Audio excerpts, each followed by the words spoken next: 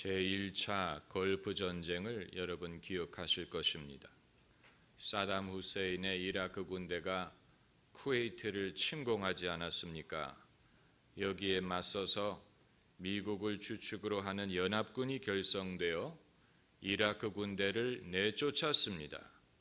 사막의 폭풍 작전이라고 연합군이 아라비아 반도를 가로질러 이라크군을 공격했는데 그들이 선택한 루트는 산도 없고 또 강도 없고 오로지 사막만이 있는 평지였습니다. 아무리 지도를 들여다봐도 위치를 파악하기가 어려운 지형이었습니다. 그런데 그들이 어떻게 길을 찾았느냐? 당시 최첨단 기술을 사용했는데 그게 바로 GPS 기술입니다. 인공위성을 통하여 현재 위치를 파악하는 기술입니다. 오늘날은 자동차 내비게이션으로 우리가 익숙한 것입니다. 하지만 그때는 새로운 기술이었습니다. 그래서 방향을 알지 못할 사막에서 아주 신속하고 효과적으로 전쟁을 수행할 수 있었다는 것입니다. GPS는 사막이나 바다처럼 길을 찾기 어려운 곳에서 길을 파악할 수 있게 해줍니다. 이스라엘 백성이 애굽에서 나왔을 때 상황도 비슷할 것이라고 생각이 됩니다.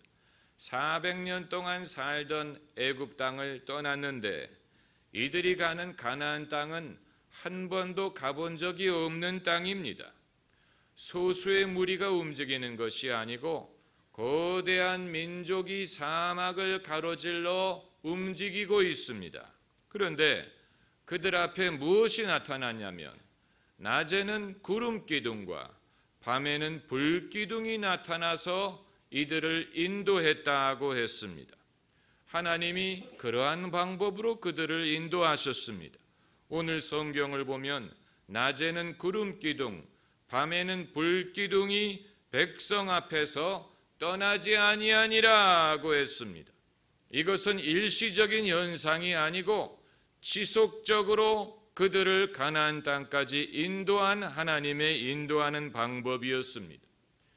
영화 아라비아의 로렌스를 보면 로렌스가 사막을 횡단할 때 심신이 지친 로렌스 앞에 구름 기둥 같은 것이 나타나는 장면이 나옵니다. 그것이 꿈인지 생신지 분간을 못하는데 그것은 사막에 부는 회리바람이 마치 구름 기둥처럼 보인 것입니다. 이스라엘 백성 앞에 나타난 구름 기둥도 그러한 현상이었을까? 심신이 쇠약한 상황에서 회오리 바람이 구름 기둥처럼 보인 것인가? 그건 아니라고 봅니다. 왜냐하면 구름 기둥은 그렇게 설명하더라도 불 기둥을 어떻게 설명할 것입니까? 불 기둥은 어떤 자연적인 현상이었다는 얘기입니까? 그리고 회리바람이 한두 번은 불 수 있다 할지라도 어떻게 40년 동안 회리바람이 불 수 있다는 얘기입니까? 그건 자연적으로 설명할 수 없는 초자연적인 현상이었던 것입니다. 이스라엘의 경험은 오늘날 우리에게 많은 것을 시사합니다. 첫째로 이들의 여정은 이들이 선택한 것이 아닙니다. 이들이 하나님께 부르짖은 적은 있습니다. 애굽의 고역이 힘들기 때문에 부르짖기는 했지만 그렇다고 애굽에서 건져주실 줄 기대한 것이 아니고 가나안 땅으로 인도하실 줄 기대한 것이 아니고 40년의 광야 길이 그들을 기다리고 있을 줄 기대하지 않았습니다. 그런데 하나님은 강권적으로 이들이 기대하지 않던 길로 인도하신 것입니다. 그러므로 이스라엘 백성이 불평하는 것은 어떻게 보면 당연한 것입니다. 이스라엘 백성이 해방을 얻었을 때 이들을 기다리고 있었던 것은 기대했던 것보다도 크고 위대하고 어려웠어요. 만일 그 사실을 알았다면 애굽에서 나오는 것을 주저했을지도 모릅니다. 우리는 미래를 알지 못하고 예수님의 도움을 구합니다. 예수님이 우리 삶에 들어오실 때 어떤 일을 행하실지 미처 알지 못하고 주님의 도움을 구합니다. 모든 사람이 그렇습니다. 저도 목사가 될 때 목사가 되면 얼마나 좋을까만 생각을 했지, 목사라는 소명이 무엇을 뜻하는지 미처 다 알지 못했습니다. 그러나 우리는 그것을 불평할 수 없습니다. 모든 인간의 경험이 그러하기 때문에 결혼이든 취업이든 모든 것이 애초에 기대했던 것과 같지 않습니다. 사람이 결혼할 때는 사랑 때문에 핑크빛 미래를 꿈꾸지만 결혼하고 나면 어른이 되어야 한다는 그 짐을 지게 될 수밖에 없는 것이고, 사람이 취업을 할 때는 취직했다는 기쁨에 들뜨지만 출근하기 시작하면 인생의 고달픔을 경험하는 것과 마찬가지예요. 모든 것이 그렇습니다.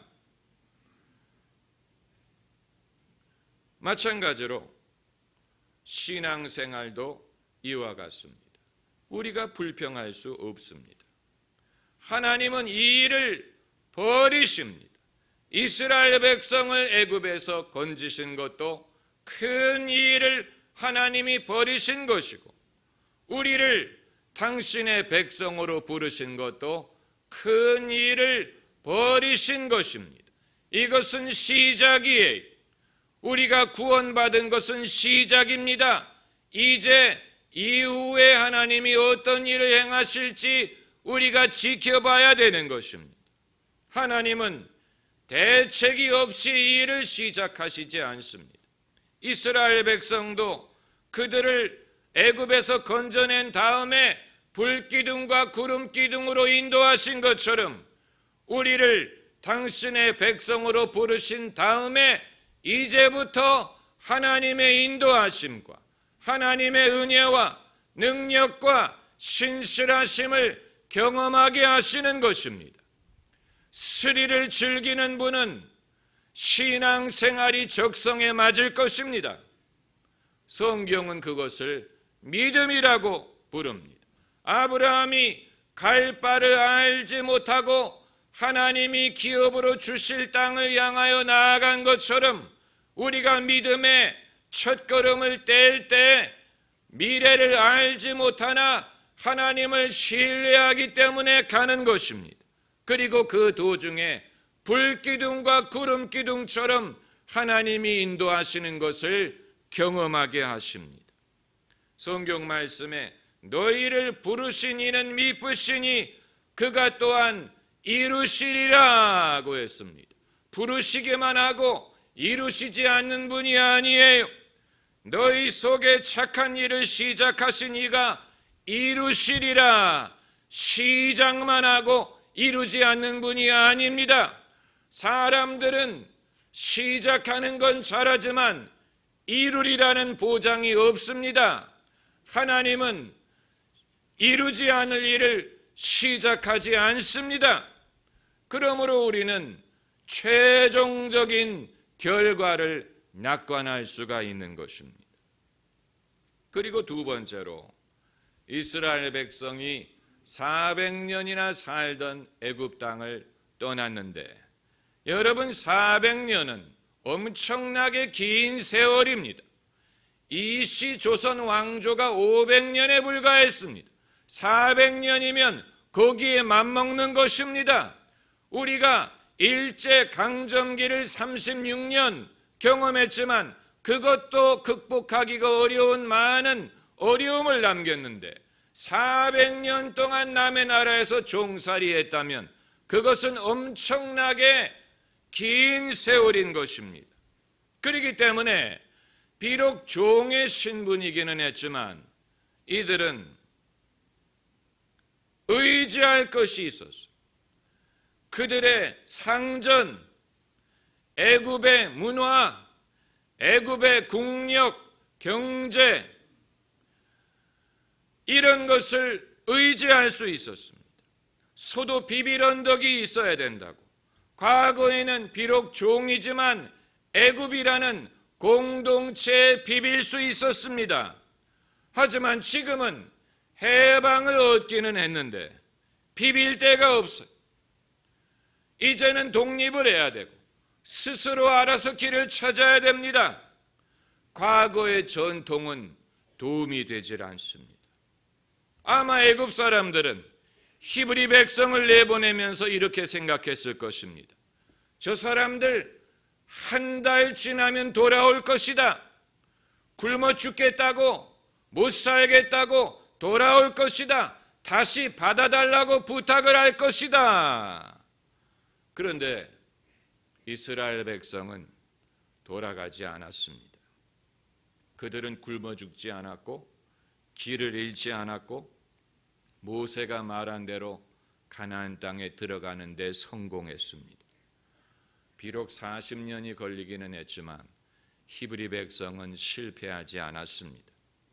교회도 마찬가지. 마틴 루터가 종교개혁을 할 때 아마 카톨릭 교회는 이렇게 생각했을 것입니다. 저 사람들 얼마나 가나 두고 보자. 얼마 지나면 돌아올 것이다. 그들이 가봤자 어디로 갈 것이냐. 그러나 개신교는 카톨릭으로 돌아가지 않았습니다.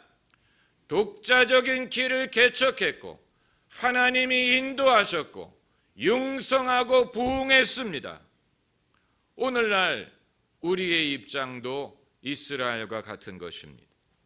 여러분이 얼마나 공감하실지는 모르겠지만 21세기의 기독교는 과거에 기댈 만한 것이 별로 없습니다. 과거의 영광, 그건 과거의 일이 되었습니다. 1500년의 전통을 자랑하던 유럽 대륙은 이제 포스트 크리스천 문명이 됐습니다. 도시마다 서 있는 성당은 박물관으로서 의미가 있을지언정 신앙의 생명을 이어가지는 못합니다. 유럽의 그리스도인들은 점점 숫자가 줄어듭니다. 영화 타이타닉을 보면 로스라는 여자가 원래 영국의 귀족 가문 출신이지만 그 가문이 몰락했기 때문에 미국의 부자에게 시집을 가지 않습니까? 그렇기 때문에 타이타닉 호를 탄 것입니다. 과거 귀족의 명예는 이제 별로 쓸모가 없는 빛 좋은 개살구가 됐습니다. 현재 상황에 별로 도움이 되지 않습니다. 기독교의 역사, 기독교의 전통도 이와 같습니다. 그것이 중요하지 않은 것은 아니지만 지금 우리에게 길을 보여주지는 못하는 것입니다. 우리는 이 시대에 하나님의 영적인 GPS가 필요한 것입니다. 대한민국의 개신교도 정체성을 다시 찾아야 됩니다. 과거 부흥할 때가 있었지만 그것은 과거의 일이 되었고 많은 신앙적인 열기에 부작용이 노출이 됐고 많은 비판에 직면했습니다. 오늘날 대한민국의 개신교는 동네 북이 되었습니다.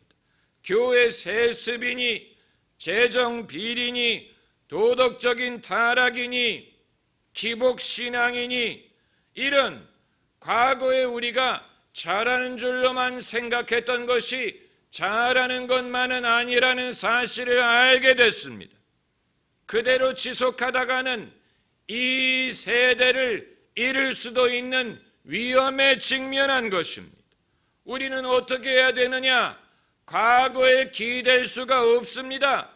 과거의 방법이 더 이상 먹히지 않습니다. 애굽에서 나온 이스라엘 백성처럼 길을 새롭게 찾아야 됩니다. 그러나 교회의 생존력을 과소평가하면 안 됩니다. 하나님은 교회에 GPS와 같은 도구를 주셨는데 그게 바로 하나님의 말씀과 성령이.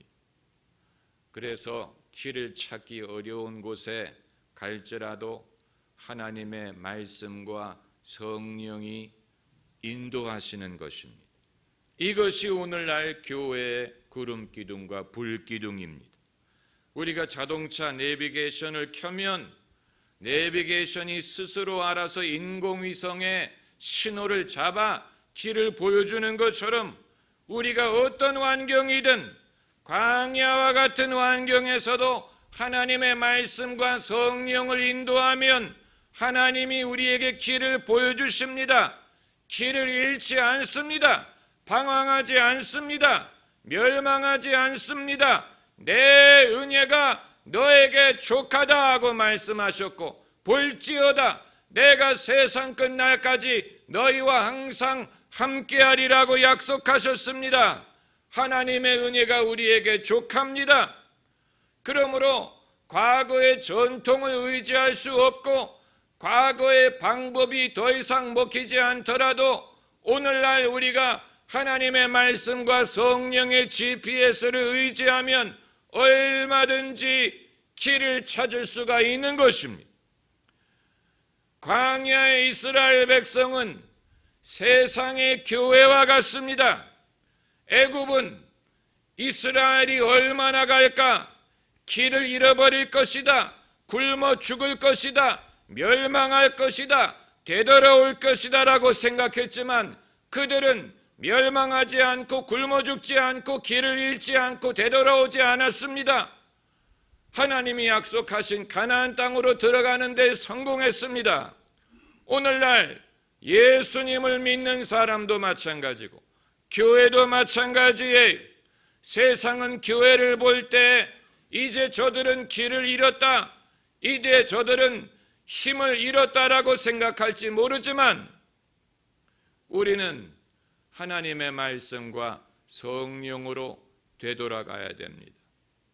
우리의 영광, 자랑, 인간의 명예 이런 것은 우리에게 도움이 되지 않아요. 교회에 누가 다니고 상류층이 다니고 이것은 우리에게 도움이 되지 않습니다. 언제는 정치인이 예수를 믿어서 교회가 부흥했습니까? 언제는 유능하고 부유한 사람이 예수를 믿어서 교회가 힘을 얻었습니까? 아니에요. 옛날이나 지금이나 교회의 능력은 하나님으로부터 말미암는 것이고 하나님의 말씀에서 길을 찾는 것이고 성령이 교회에 힘을 주시는 것입니다. 오직 성령이 너희에게 임하시면 너희가 권능을 받고 예루살렘과 유대와 사마리아와 땅끝까지 이르러 내 증인이 되리라 말씀하셨습니다. 오직 성령이 너희에게 임하시면 이것은 과거나 지금이나 동양이나 서양이나 마찬가지예요. 이것을 우리가 소리하게 될 때 교회가 쇠락하는 것입니다. 이 사실을 우리가 알아야 됩니다. 그리고 세 번째로 그 당시 이스라엘은 아직 성경도 없고 종교적인 제도도 없고 제사장도 없고 율법도 없고 글을 읽거나 쓸 줄 아는 사람도 별로 없고 읽을 만한 글도 없고 좌표가 될 만한 것이 없었습니다. 이들이 기댈 수 있었던 것은 하나님이 모세에게 주신 약속뿐이었습니다. 그렇기 때문에 불기둥과 구름기둥과 같은 극적인 방법이 아니면 이들이 하나님의 인도를 실감할 수가 없었습니다.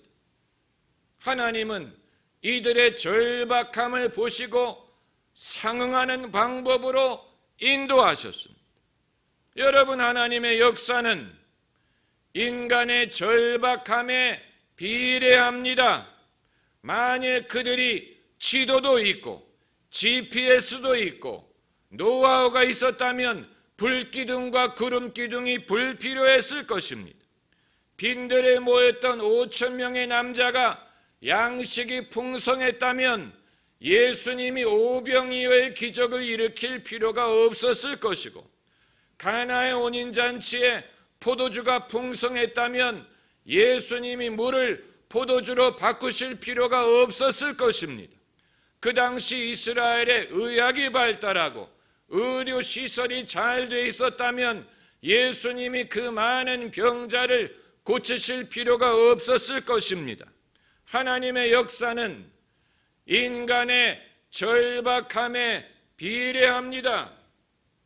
그럼 우리도 하나님의 기적을 경험하기 위하여 일부러 병들고 가난하고 절박해야 된다는 말이냐? 아니에요. 우리는 우리의 상황에서 하나님을 의지하면 됩니다. 하나님을 시험할 필요가 없습니다. 하나님의 은혜는 우리에게 족합니다. 남의 상황을 흉내내려고 할 필요 없습니다. 어느 어린이가 자라나면서 보니까 자기 언니도 안경을 끼고 아빠도 안경을 끼고 엄마도 안경을 끼고 자기만 안경을 안 꼈어요. 그래서 안경 끼는 사람들을 부러워하고 자기도 일부러 안 보인다고 안 보이는 척했습니다. TV를 볼 때도 일부러 눈을 찡그렸습니다. 그건 어린이기 때문에 그런 것입니다. 자기가 안경이 없이 잘 볼 수 있다는 것이 얼마나 좋은 것인지를 모르는 것입니다. 여러분, 우리는 우리가 처한 상황에서 하나님의 은혜를 의지하면 됩니다. 어떤 사람이 꿈에 주님을 봤습니다. 세 사람이 서서 기다리고 있는데 예수님이 지나가시다가 첫 번째 사람은 안아주시고 두 번째 사람은 손을 잡아주시고 세 번째 사람이 꿈꾸는 사람이었는데 눈만 마주치고 가시더랍니다. 그래서 섭섭해서 주님께 여쭤봤다고 합니다. 주님, 왜 첫 번째 사람은 안아주시고 두 번째 사람은 손을 잡아주셨는데 저하고는 눈만 마주치고 가셨습니까? 그랬더니 주님이 대답하시기를 첫 번째 사람은 내가 안아주지 않으면 내 사랑을 깨닫지 못하는 제일 약한 사람이기 때문에 그랬고, 두 번째 사람은 그 사람보다 강하기 때문에 손을 잡아주는 것만으로 나의 사랑을 확신할 수 있기 때문이었고, 내가 그 중에서 제일 강하기 때문에 눈만 마주쳐도 너는 내 사랑을 알기 때문이다. 이렇게 대답을 하시더라는 것입니다. 여러분, 어느 것이 낫습니까? 하나님의 인도를 받는 것도 마찬가지. 이스라엘이 애굽에서 나올 때 성경도 없고 율법도 없고 영적인 훈련을 받지도 못하고 아는 것이 없기 때문에 하나님이 불기둥과 구름기둥을 사용하셔서 그들을 인도하셨지만 영원한 방법이 아니고 가나안 땅에 들어갈 때까지 일시적으로 사용하신 것입니다. 오늘날 우리가 말씀의 훈련을 받아 옳고 그른 것을 분별할 수 있다면 그것으로 충분히 하나님의 인도를 받을 수 있습니다.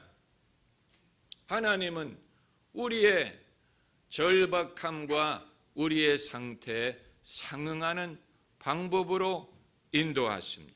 우리가 남을 바라보고 왜 남처럼 역사하지 않느냐라고 물어볼 필요가 없는 이유가 거기에 있습니다.